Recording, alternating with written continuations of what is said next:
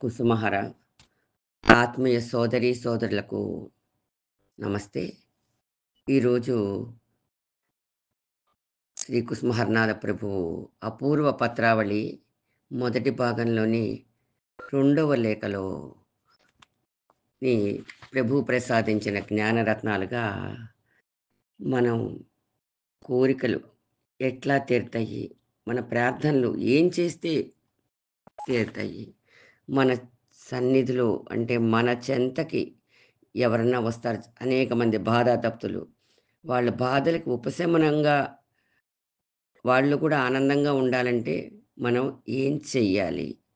మనం పరమశాంతిగా ఉండడమే కాదు, మన చుట్టుపక్కల వాళ్ళకు కూడా మంగళప్రదంగా, ఆనందదాయకంగా ఉండాలంటే మనం ఏం చెయ్యాలి?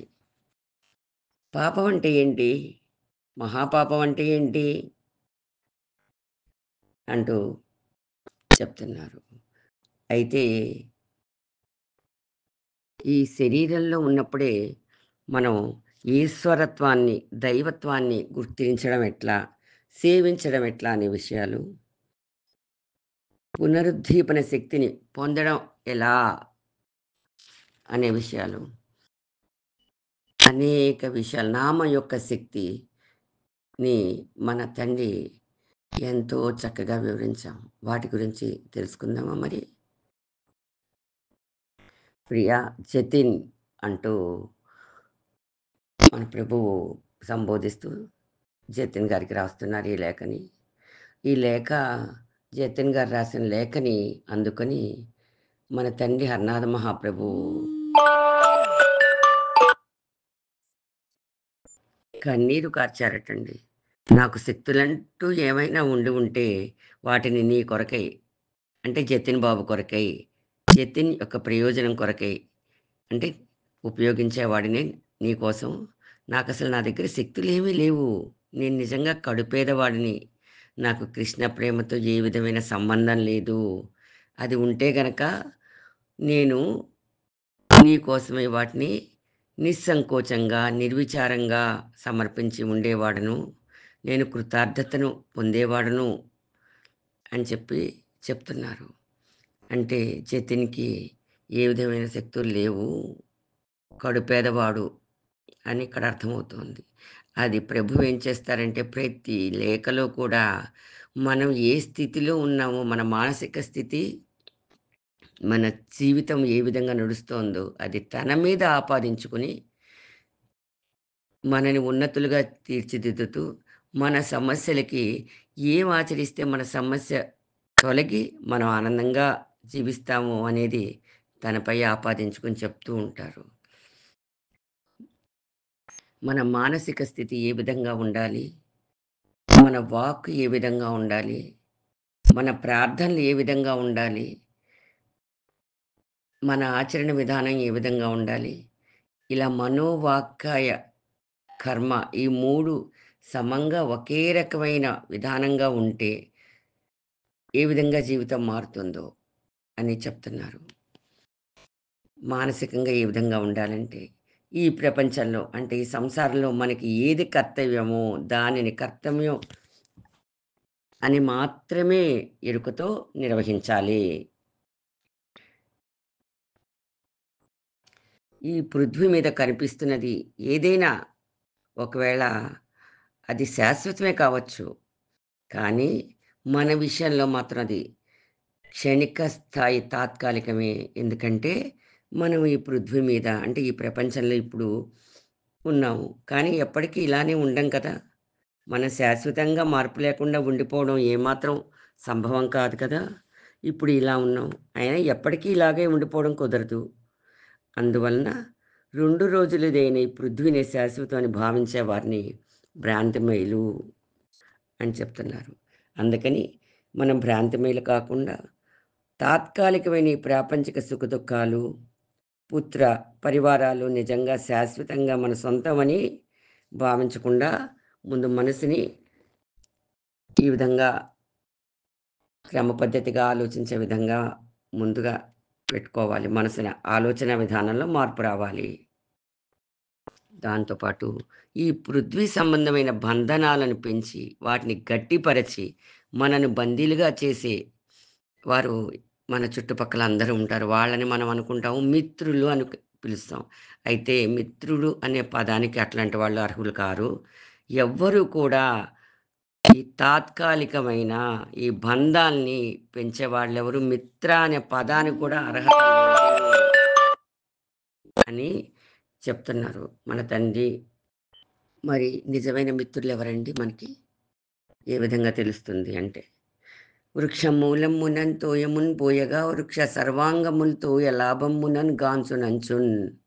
అంటే వృక్షం మొదట్లో నీరు పోస్తే దాని యొక్క సకల అంగాలకి అంటే కాండము, కొమ్మలు, రెమ్మలు, ఆకులు, పువ్వులు మొదలైన వాటన్నిటికీ నీరు అందించినట్లవుతుందో, అదే విధంగా ఈ విశ్వాన్ని సృష్టించి అనగా ధారణ చేసి తలచి, సృష్టించి, పెంచి పోషిస్తున్నాడో, అట్లాంటి పోషణిస్తున్న ఆయన అంటే ఆ కృష్ణుడే ఈ విశ్వానికి అందరికీ మిత్రుడు. అట్లాంటి వారిని మనం కృష్ణుడిని మిత్రుడిగా చేసుకుంటే, ఈ విశ్వంలో ఉన్న స్థావర జంగమాలు అన్నీ కూడా మనకి మిత్రులే అవుతాయి. అందువలన మనస, వాచ, కర్మణ ఆ సర్వకారణకారుడైన కృష్ణుడిని ప్రేమించడమే ఎల్లరి కర్తవ్యం. అట్లాంటి వాళ్ళని కృష్ణుడిని ప్రేమించే వాళ్ళని స్నేహితులుగా భావించి ప్రేమించేవాడే గొప్ప చతురుడు. మనం కూడా అట్లాంటి చతురులుగా కావాలంటే ఏం చేయాలో తెలుసుకుందామా మరి? తల్లి తన బిడ్డల్ని గర్భాన్ని ధరించి, భరించి, ప్రసవించి, పాలించి, పోషించి, పెంచి, పుష్టి కలగజేస్తుంది. ఆయా కర్తవ్యాల్ని నిర్వహించింది గనకనే ప్రతి బిడ్డకి గూడా తన తల్లి దైవము. తన రక్త మాంసాలతో గర్భంలో పెంచి, తన స్తన్యంతో బిడ్డని పోషించి, మంచి చెడ్డ చెప్పి, ఆ బిడ్డని యోగ్యులుగా తయారు చేస్తుంది. అట్లాంటి తల్లే ఈశ్వరి. అట్లాంటి తల్లిని పూజించాలి, గౌరవించాలి. ఆమె చెప్పింది ఆచరించాలి. అయితే ఒక్క తల్లి విషయంలోనే కాదండి. కుక్కలు, పిల్లులు మొదలగు సర్వ జీవరాశుల్లో కూడా ప్రతి తల్లి అదే విధంగా చేస్తుంది. గనక ప్రతి తల్లిని గౌరవించాలి, ప్రేమించాలి. అలాగా అలా చేయకపోతే మహాపాపాన్ని కూడగట్టుకోవడమే అవుతుంది. గనక మన తల్లిని పూజించాలి, మన తల్లిని గౌరవించాలి. అదే విధంగా తోటి తల్లులకు గూడా గౌరవాన్నివ్వాలి, మాన్యతని ఇవ్వాలి. అలా ఇవ్వకపోతే మహాపాపాన్ని కూడగట్టుకోవడమే అంటున్నారు. అదే విధంగా మరి పాపం అంటే ఏంటి? మన పూజించే దైవాన్నే మనం కాకుండా తోటి దైవాలను గూడా పూజించాలి, గౌరవించాలి. అది పాపం. మన తల్లిని గౌరవించి తోటి తల్లుల్ని గౌరవించకపోతే అది మహాపాపం అని చెప్తున్నారు. జనరల్‌గా నా తల్లి గొప్పది అంటారు. మన సాంసారిక విషయాల్లో చూడండి. ఓహ్! ప్రతి ఒక్కరు కూడా వాళ్ళ అమ్మని గౌరవిస్తారు. కానీ తోటి తల్లిని గౌరవించట్ల. అది అత్తగారు కావచ్చు, చుట్టుపక్కల వాళ్ళు కావచ్చు, లేకపోతే మన అందరూ కూడా తోటి తల్లిని గౌరవించట్ల. మనకి ఈ విశ్వంలో అందరితోని అవసరమే కదండీ! ఒక రకంగా చెప్పాలంటే. ఒక చెట్టు వృద్ధిలోకి రావాలంటే, ఆ పండు మనం ఆనందించాలంటే వృక్ష మూలంలో నీళ్లు పొయ్యాలి. అంటే ఎదుటి వాళ్ళని గౌరవించి, మనం ఆ ప్రేమను పొందడం అనేది ప్రతి ఒక్కళ్ళు నేర్చుకోవాలి అని చెప్పేసి మన తండ్రి హన్నాదులు. పాపం అంటే ఏంటి? మహాపాపం అంటే ఏంటి? అది అలాంటి స్థితి మనకి రాకూడదు. అంటే దుఃఖభూయిష్టమైన జీవితం రాకుండా ఉండాలంటే, మనం మన తోటి వారిని గౌరవించాలి అని చెప్తున్నారు.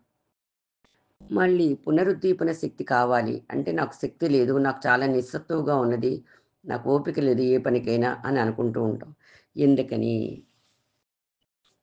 అంటే నికృష్టమైన కామ వశవర్తివై శాశ్వత సుఖాన్ని పాలద్రోలుకుంటున్నారు ఇక్కడ ఈ రోజుల్లో ప్రతి వాళ్ళు గూడా.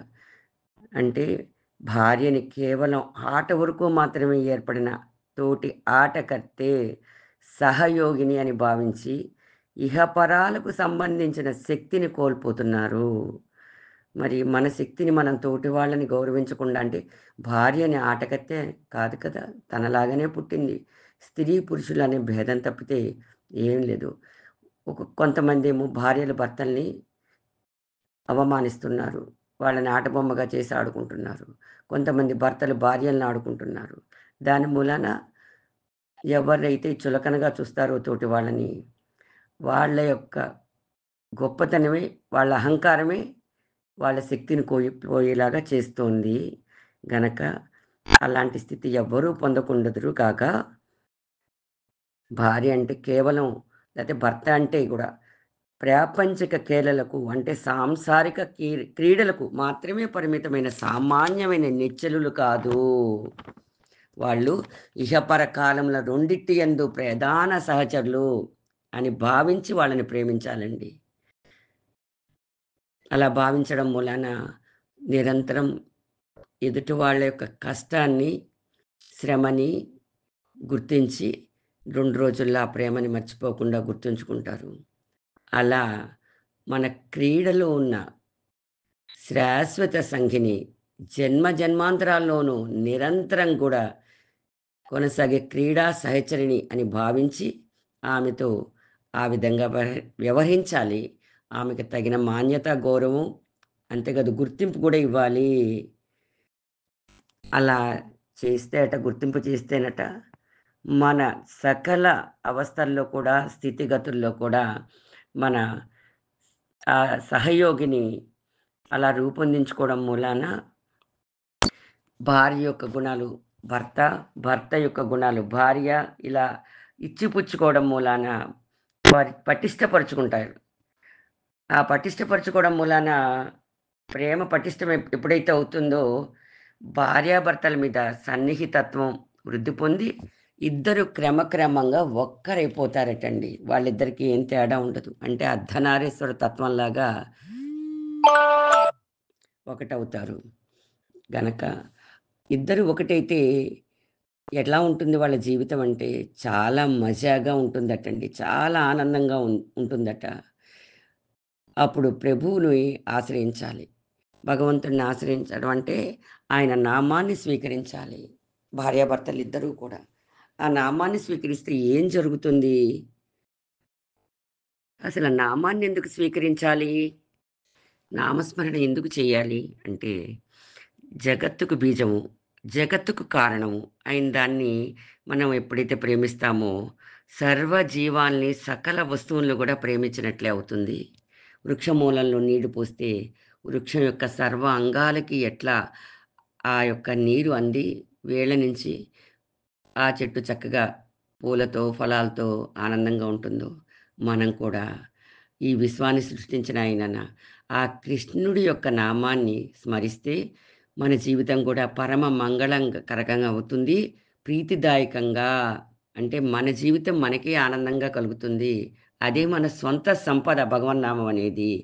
ఇది జ్ఞాపకం ఉంచుకోవాలండి. ప్రాణం ఇచ్చి హృదయపూర్వకంగా నామాన్ని ప్రేమించాలి. మన మనసుని ఎవ్వరికి ఇవ్వకూడదు మన ప్రాణాన్ని.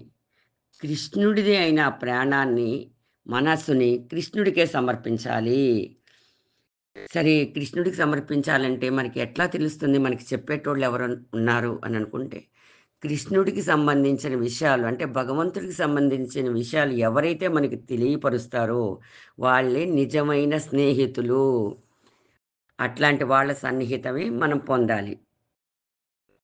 ఎవరి సహచర్యంలో ఎల్లవేళలా హరిని గురించిన ప్రసంగాలు రేకెత్తిస్తుందో, ఆ ప్రసంగాలతోనే కాలాన్ని గడిపేటట్లు చేస్తుందో, వారే నిజమైన స్నేహితులు అని తెలుసుకొని, వారితోనే మనం ఉండాలి. అయితే కృష్ణనామం ఎట్లాంటిది అంటే, శాశ్వతమైన పెన్నిధానం అటండి. మంగళకరమైనదటండి. ఆ మంగళకరమైన దాన్ని ఆ శాంతిధామంలో ఆశ్రయించుకోవాలి. ఆశ్రయించుకుంటే ఏం జరుగుతుంది శాంతిధామంలో ఉంటే? ధామం అంటే ఒక భవనం కదండీ! ఆ భవనంలో మనం ఒక్కళ్ళమే నివసిస్తామా? కాదు. అనేక మంది ఒక పెద్ద భవంతిలో వస్తూ ఉంటారు, వెళ్తూ ఉంటారు. అయితే మనం ఎప్పుడైతే శాంతి భవనంలో, శాంతిధామంలో నివసిస్తామో, మన దగ్గరికి ఎవరైనా సరే బాధాతప్తులు ఎంతోమంది వస్తూ ఉంటారు. ఆ శాంతిధామంలోకి. భగవన్నామం చేసుకునే స్థలమే శాంతిధామం. వచ్చిన వాళ్ళు, వాళ్ళు కూడా భగవన్నామం చేసుకోవడం మూలాన వాళ్ళు కూడా వాళ్ళ బాధల్ని తొలగించుకుంటారు. ఆనందం పొందుతారు. మన కోరికేముండాలి? నేను నా ప్రభువు నా జీవితాన్ని సుఖప్రదంగా జీవితం నడుపుతున్నాడు. అట్లానే వీళ్ళందరి బాధలు కూడా తీర్చు నాయనా. వాళ్ళందరినీ గూడా నీ నామ శక్తితో, నామ సంపదతో వాళ్ళందరినీ చక్కగా ఆనందంగా ఉంచు నాయనా అని మనం ఎప్పుడైతే ప్రార్థన చేస్తామో, ఆ ప్రార్థనా ఫలితంగా వాళ్ళు కూడా భగవన్నామం చేస్తారు. వాళ్ళ యొక్క జీవితాలను కూడా ప్రభువు సుఖ సముద్రంలో మునిగిపోయేటట్లు చేస్తాడు. సుఖ సముద్రంలో మునిగి తేలుతూ ఉంటారు. మునిగిపోవడం అంటే భగవన్నామంలో మునిగిపోతే నామాన్ని మనసు లగ్నం చేయడమే మునిగిపోవడం అండి. అంటే నాకేం కనిపించట్లేదు. నాకేం వినిపించట్లేదు. నువ్వు చెప్పింది నేను నామం చేసుకుంటున్నాను. నాకు అర్థం కాలేదు. నేను కనిపించలేదు. అంటే మనసు నామంలో ఉన్నప్పుడు బాహ్యమైన వస్తువులేవి కనిపించవు. అంతటి తన్మయత్వంలో భగవన్నామం చేసుకుంటూ ఉంటే మన దగ్గరికొచ్చిన వాళ్ళు కూడా ఎంతో ఆనందంగా శాంతిధామ నివాసులుగా ఉంటారు. మనం ఒక్కళ్ళమే ఆనందించడం గాదు, మన తోటి వాళ్ళు కూడా ఆనందిస్తారు. మనం ఆనందిస్తున్నాము మనసారా అంటే, మనని ప్రభువు పరమ పవిత్రులుగా చేశారు అని అర్థం. మన హృదయం పరమ పవిత్రంగా అయింది అంటే, మన ప్రభువు మన భావాలు, మన సంకల్పాలు అన్నీ వింటున్నాడు. మన అభ్యర్థనలన్నీ గూడా పూర్తి చేస్తున్నాడు. కనుక అలాంటి వాంఛా కల్పతరువు మన ప్రార్థనలన్నిటినీ పరిపూర్ణం చేస్తున్నాడు కదా! మన ఒక్కడి ప్రార్థనలే కాదండి. అందరి కోరికలు కూడా తీరుస్తూ ఉన్నాడు. కనుక మన జీవితం ఏ రకమైన బాధరబంది, ఏ రకమైన వ్యాకులపాటు లేకుండా నిశ్చింతగా, ఆనందంగా సకల ఆనందాలను, పరమశాంతిని మనం పొందుతాము. ఇట్లాంటి పరమశాంతి ధామంలో అందరూ నివసించాలని చెప్పేసి మన ప్రభుని కోరిక. మనమందరం కూడా ఆయన నామస్మరణతో జై హరనాథ జై, కుసుమ కుమార్ జై అంటూ ఏ ఏ వేళల మనకేదవసరమో ఎంచి ఇచ్చువాడి ప్రభువే మన త్రోవ చూపి బృందావని చేర్చెడు దొరయి పాగల్ హరుడొకడే హరనాథ కల్పతరు వెదుటని ఉండగా నమవదేటికి ఓ మనసా ఆయన చల్లటి కల్పతరువు నీడలో మనమందరం జీవిస్తూ ఉందాం.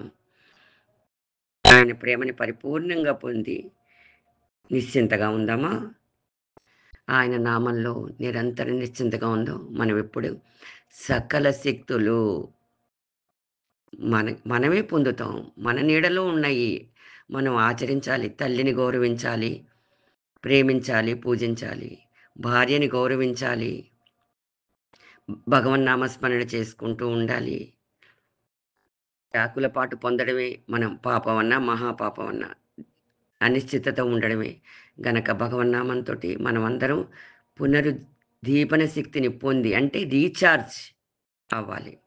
బాబా చెప్పినట్టుగా రీచార్జ్ అయినప్పుడు ఆనందమే కదండీ మనకి. అలాంటి ఆనందం అందరూ పొందుదాము. ఆయన ఆశ్రయంలో చక్కగా నిశ్చింతగా జీవిద్దామండి. అలా జీవిస్తే మనం ఆనందధామంలో ఉన్నట్టు. లేకపోతే మన కోసం నేనింత తేలికైన విషయాలు చెప్తున్నా మీరెందుకు చేయట్లేదు నాయనా అంటూ జతిన్ బాబు యొక్క ఉత్తరాన్ని అందుకొని మన తండ్రి హర్నాథ ప్రభువు కన్నీరు కార్చారటండి. ఆయన ఇంత తేలికైన విషయాలు చెప్తున్నారు. మనం ఎందుకు ఆచరించలేకపోతున్నాం?